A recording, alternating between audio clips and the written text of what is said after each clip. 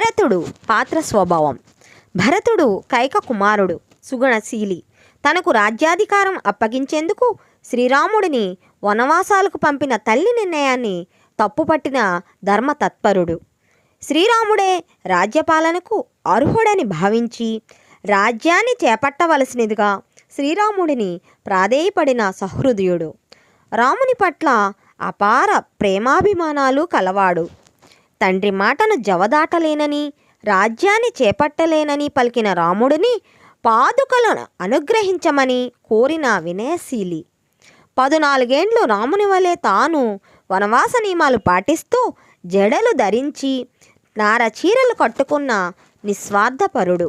సోదర ప్రేమతో రాజ్యాన్ని తృణప్రాయంగా భావించి ఆదర్శ సోదర ప్రేమను లోకానికి చాటిన భరతుడు అభినందనీయుడు, ఆదర్శవంతుడు. చిన్న పాత్ర స్వభావము మనకి